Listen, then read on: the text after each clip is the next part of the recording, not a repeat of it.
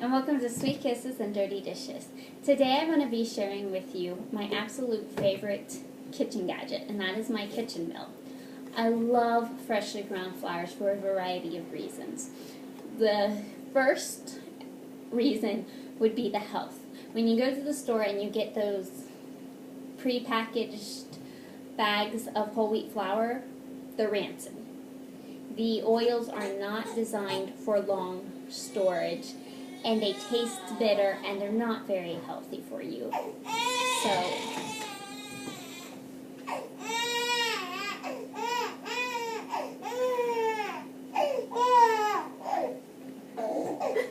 let's keep it real. Okay, and they're not very good for you at all. Another reason is frugality. Grinding your own flours is much cheaper than buying them. This at, I think it was $2.40 or something. I don't remember exactly. It has definitely paid for itself in savings.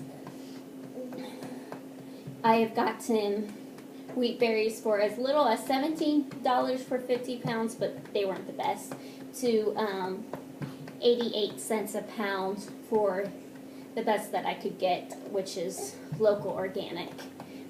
You can't get local organic wheat flour for that. Another reason is variety, and I think variety is pretty important because if you're eating the same grains over and over and over again, I think you have too many of them, and so I like to add variety.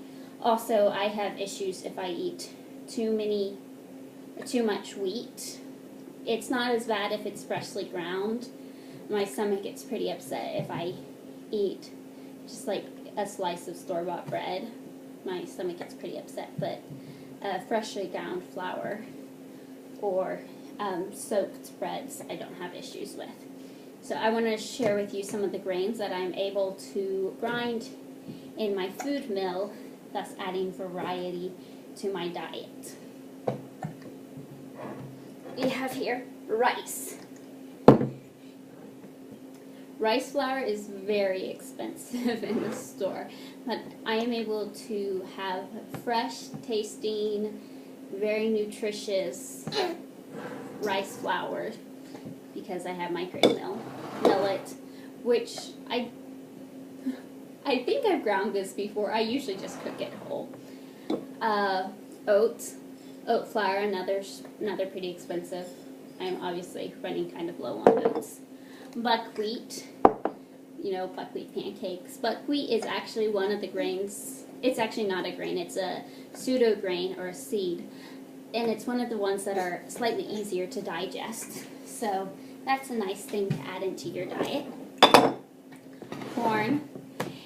If you have ever tasted freshly ground cornmeal, you know it is night and day different from the stuff you get at the store. It is so sweet and very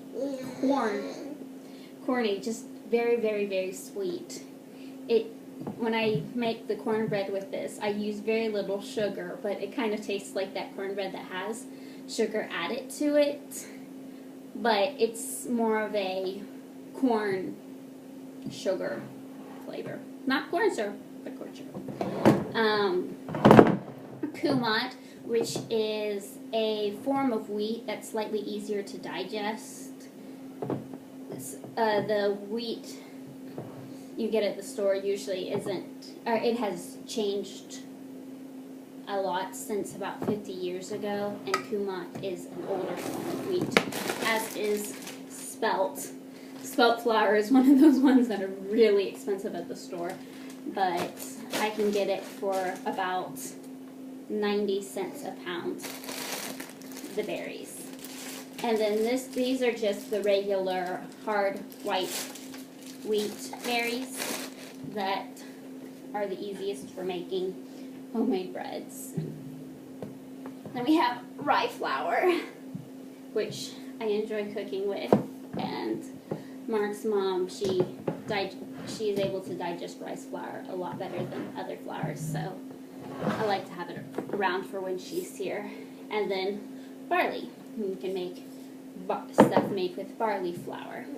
So I like it for the variety, I like it for the frugality, and I like it for the taste. Oh my goodness. The taste is just, I don't know how to describe it other than better. It doesn't have a bitter taste.